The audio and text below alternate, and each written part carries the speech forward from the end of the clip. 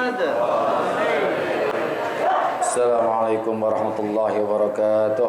Waalaikumsalam warahmatullahi Fatihah ila hadratin Nabi Muhammadin al-Mustafa Rasulillah sallallahu alaihi wasallam jami' arwahi walidina wa masyayikhina wa muallimina wa asatizina khususan li muallif hadzal kitab Syekh Al-Imam Nawawi Allah yaghfir lahum wa yarhamhum wa yu'li darajatin bil jannah wa yanfa'una bi asrarihim wa anwarihim wa ulumihim wa nafatin fid din wa dunya wal akhirah wa anna Allahal karim yaftahu alaina futuhal arifin wa yufaqihuna fid din wa yarzuquna kamalal ikhlasi wal yakin wa ila hadratin nabi syai'un lana wa lahum al-fatihah. A'udzu billahi minasy syaithanir rajim. Bismillahirrahmanirrahim. Alhamdulillahirabbil alamin arrahmanir rahim maliki yaumiddin. Iyyaka na'budu wa iyyaka nasta'in ihdinas siratal mustaqim siratal ladzina an'amta 'alaihim ghairil maghdubi 'alaihim waladdallin. Ya Rabbi bil Mustafa malli maqasidana wa fir lana ma madha ya wasi'al karami.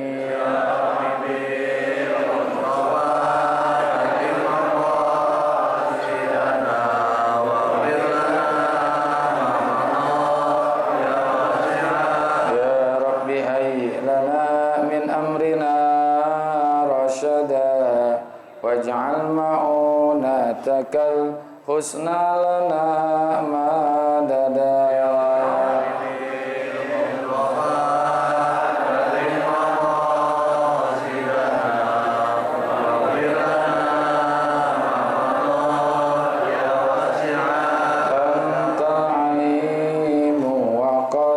wajjahtu ya amali ila rajai ka wajhan sa'ilan wa yada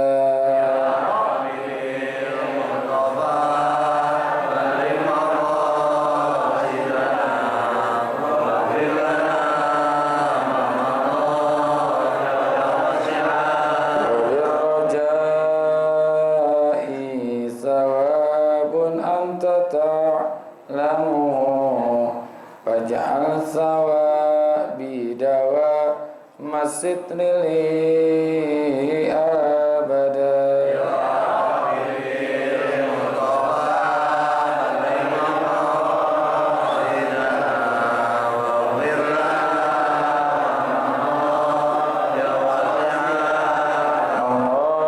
Allahumma salli wa sallim wa barik alaihi wa ala alihi.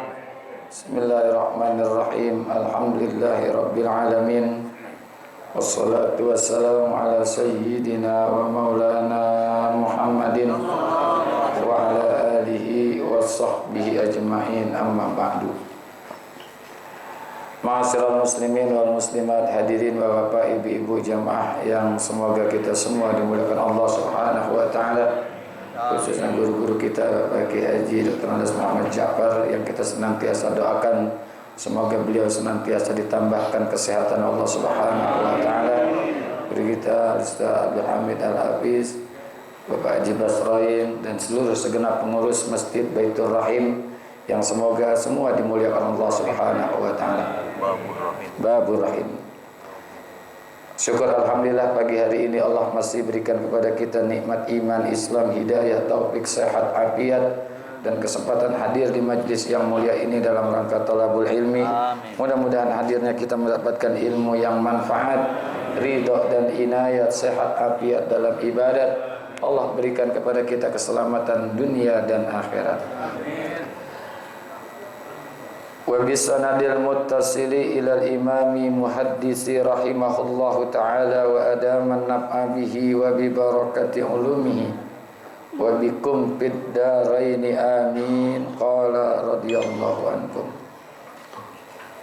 wa antara khuffatal urrata alata ri'a asyai yatatawwaluna bil bunyani. Dan tanda-tanda kiamat yang disebutkan oleh Rasulullah yang berikutnya adalah wa antaral khuffatal urrat,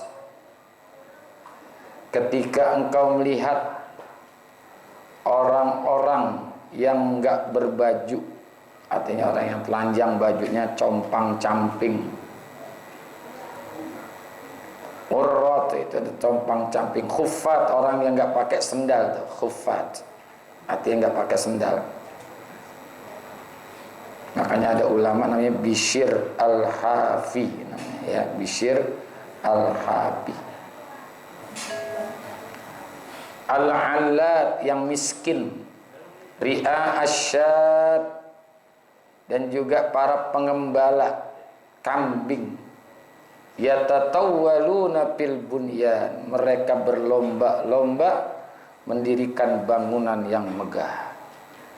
Ini artinya kalau sudah banyak orang kaya di akhir zaman, itu ciri-ciri kiamat. Ya, karena memang nanti semakin akhir zaman orang kaya semakin banyak. Sekarang buktinya udah ada. Nah, sekarang orang nih punya motor nggak satu, di rumahnya udah kayak dealer. Bapak punya, ibu punya, anak ada 5, punya semua motor.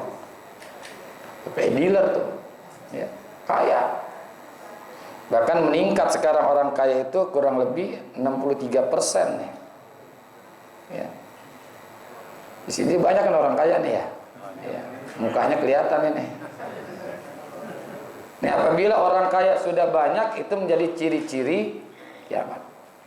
Bangunan-bangunan coba kita lihat sekarang, kondominium, apartemen, megah-megah tuh, perumahan di mana-mana cakep-cakep, ya.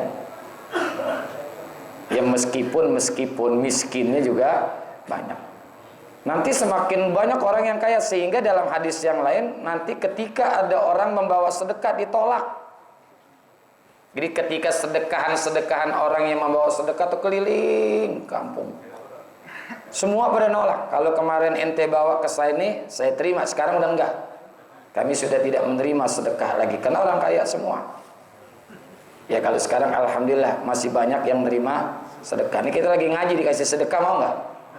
Mau banget ya, berarti masih jauh lah kiamat. Tenang aja, udah tenang ya, masih jauh. Ya. Tapi bisa jadi secara cepat, bisa besok, bisa lusa, kalau Allah punya kuasa kan bisa aja terjadi. Ya. Jadi kalau bila orang-orang kaya semakin banyak, maka itu salah satu ciri daripada kiamat. Ya. Makanya jangan jadi orang kaya biar jauh. Ya udah gini-gini aja udah, ya gini-gini aja. Meskipun ya bukan hanya di dunia, di Indonesia aja kan kekayaan hanya dikuasai oleh beberapa orang kan gitu kan. Tapi yang pasti kekayaan ini bukan dalam arti banyak hartanya, bukan. Ya. Yang dimiliki itu luar biasa, nggak dimiliki oleh orang-orang dulu tuh. Ya, nggak dimiliki oleh orang-orang dulu. Sekarang kan kendaraan, mobil, motor, ya Allah, jalanan macet itu kan. Karena motor banyak, mobil juga banyak. Setiap hari. Saya punya kawan yang kerja di salah satu kendaraan merek X lah gitu. Sehari itu dia jual 15.000 unit sehari. Harus keluar dari pabrik tuh 15.000 unit. Itu baru di Jakarta, baru satu merek. Belum merek yang lain. Merek ini. Ya.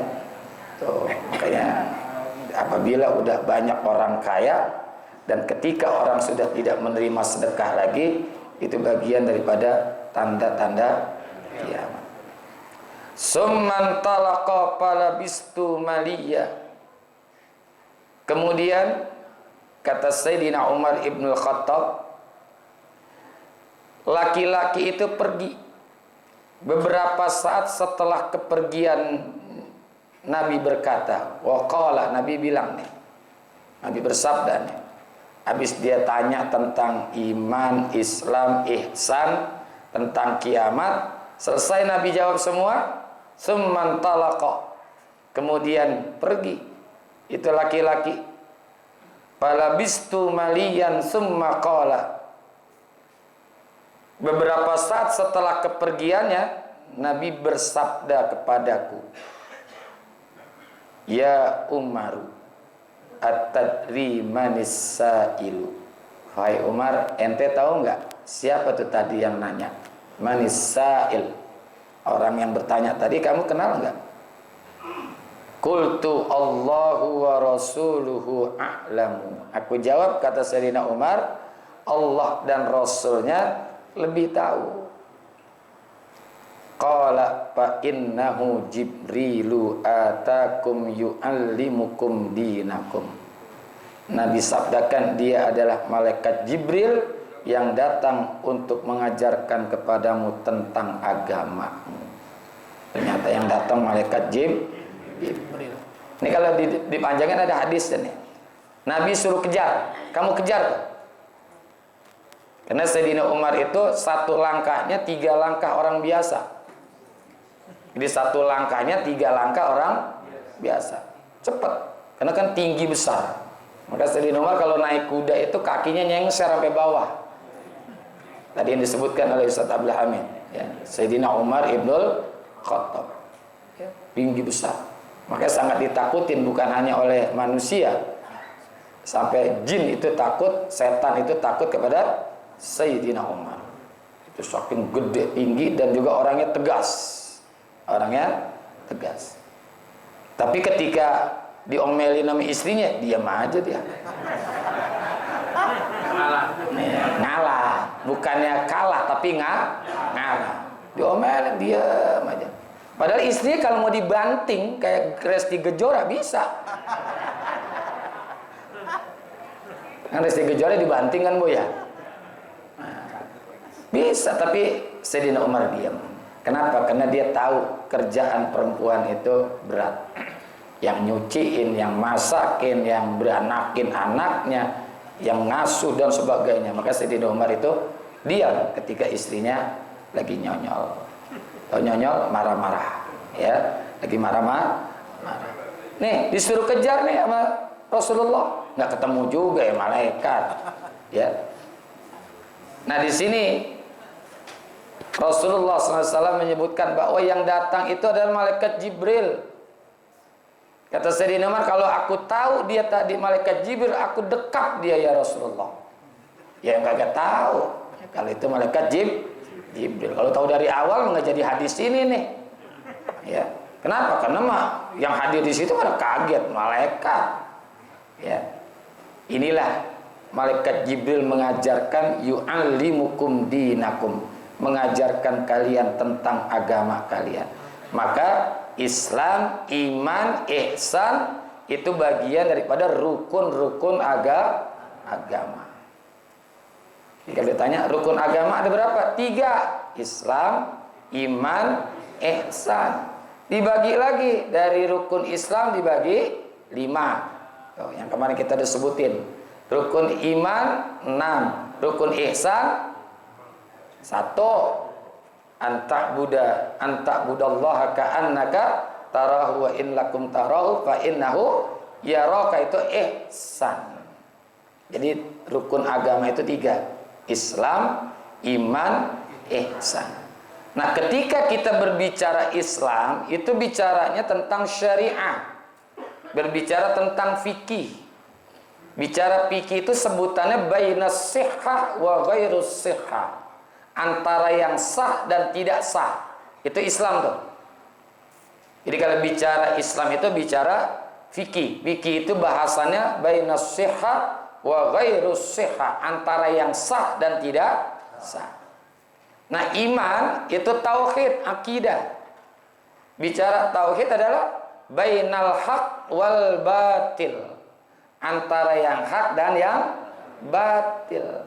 Jadi bicara akidah itu tauhid bainal haq wal batil, antara yang hak dan yang batil. Nah, kalau ihsan bicaranya akhlak. Bicaranya tasawuf. Tasawuf itu membahas tentang bainal laik wa ghairul laik, antara yang pantas dan tidak pantas.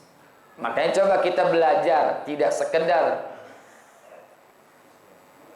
tentang masalah sah atau tidak, benar atau tidak, coba kita belajar bagaimana merasakan nikmatnya ibadah. Kalau secara sah kita udah tahu dah, sholat ini sah, puasa ini sah, ya. Tauhidnya udah pasti yang kita sembah adalah Allah. Kalau bicara tasawuf nggak ada tuh tentang masalah fikih sah atau tidak, benar atau tidak. Kalau di dalam masalah tasawuf itu pembicaraannya antara yang layak, yang pantas sama yang tidak pantas. Ya. Ini diantaranya khusyuk di sini ada nih. Ya, diantaranya khusyuk. Di dalam fikih nggak ada khusyuk. Emang ada bahasan khusyuk di dalam fikih? Enggak. Adanya itu adalah di dalam tasawuf. Coba kita belajar. Saya ingin ngajak sama-sama. Coba kita belajar merasakan nikmatnya ibadah. Gimana nikmatnya ibadah? Emang ada? Ada. Kan hadisnya sering kita dengar. As-salatu rahatul mu'min. Salat itu merupakan kesenangannya buat orang-orang yang beriman. Kalau secara sah insya Allah udah sah, benar udah benar. Tapi nanti nikmat apa belum? Ya, ini belum kita sampai kepada merasakan nikmatnya ibadah. Rasulullah udah pasti merasakan nikmatnya ibadah. Hubbiba ilayya min dunyakumun nisa wa tib wa ju'ilat qurratu aini fis shalah. Aku diberikan oleh Allah rasa suka terhadap dunia kalian 3. An-nisa, mencintai istri-istri beliau. Wa tib, senang kepada minyak wangi. Wa ju'ilat qurratu aini fis shalah, dan dijadikan rasa suka ketika aku dalam keadaan melakukan sholat. Hatta turimat qadamah, sampai kaki beliau itu bengkak karena asyiknya dan nikmatnya melakukan sholat. Kalau kita belum sampai dah merasakan nikmatnya sholat, belum, ya. Karena kadang-kadang sholat itu kadang-kadang menjadi beban, ya, menjadi beban buat kita. Seringnya begitu, ya. Mestinya ketika kita melakukan sholat itu ada rasa senang, alhamdulillah bisa melakukan sholat. Ini susah nih merasakan nikmatnya ibadah. Orang kalau udah nikmat ibadah, nggak cukup sholat fardu saja ditambah dengan sholat yang lain. Karena nikmat. Kayak orang makan nih, merasakan nikmatnya makan. Belum habis tuh di piring, masih ada 2 suap, 3 suap. Pengen ngendok lagi. Nambah lagi ya bang, iya nikmat banget gue makan ini. Tuh. Karena merasakan nikmat. Tapi kalau orang yang nggak merasakan nikmatnya makan, masih banyak di piring, udah selesai, berhenti, begah perut gua. Nah, kalau orang sudah merasakan nikmatnya ibadah, nggak cukup dengan sholat fardu saja, ditambah dengan sholat-sholat yang lain. Maka Allah ini sayang kepada orang-orang yang merasakan nikmatnya ibadah. Nggak cukup dengan sholat fardu, Allah kasih itu sholat sunnah. Karena kalau cuma sholat fardu saja, dari subuh ke zuhur kelamaan. Nungguinnya kelamaan. Maka di situ ada salat duha. Dari isya ke subuh apalagi, jauhan lagi. Maka di situ ada salat witir, ada salat tahajud, ada salat hajat. Buat apa tuh? Buat orang-orang yang senang dan cinta serta suka melakukan salat, biar nunggunya nggak terlalu lama. Termasuk puasa. Bagi orang yang sudah merasakan nikmatnya puasa, tuh Allah kasih tuh, ada puasa Senin Kemis, Yaumul Bid, belum lagi puasa-puasa Tasu'a, Asyura, kan gitu kan? Ada puasa Muharram. Itu biar jangan terlalu lama ketemu dari Ramadan ini ke Ramadan yang ini. Kesian kalau nggak ada puasa-puasa sunnah buat orang-orang yang sudah merasakan nikmatnya ibadah. Ya, bahkan kalau udah datang waktunya ibadah, dia senang tuh. Bulan Ramadan, syailillah ya Ramadan, syailillah ya Ramadan, syailillah ya Ramadan. Tuh, kan dibaca gituan tuh. Begitu juga ketika datangnya waktu salat, azan Allahu Akbar, alhamdulillah, ketemu zuhur. Karena banyak teman-teman kita yang belum sempat ketemu zuhur udah dipanggil Allah. Alhamdulillah ketemu asar, ketemu maghrib, ketemu isya, ketemu subuh. Itu kenikmatan ibadah. As-salatu rahatul mukmin. Salat itu bagian daripada kenikmatan buat orang-orang yang beriman. Jadi tidak cukup bicara sah atau tidak, benar atau tidak. Coba sama-sama kita belajar merasakan nikmatnya ibadah. Nah, wallahu a'lam bissawab wa ilaihil marji'u wal ma'ab. Terima kasih, mohon maaf. Wassalamualaikum warahmatullahi wabarakatuh.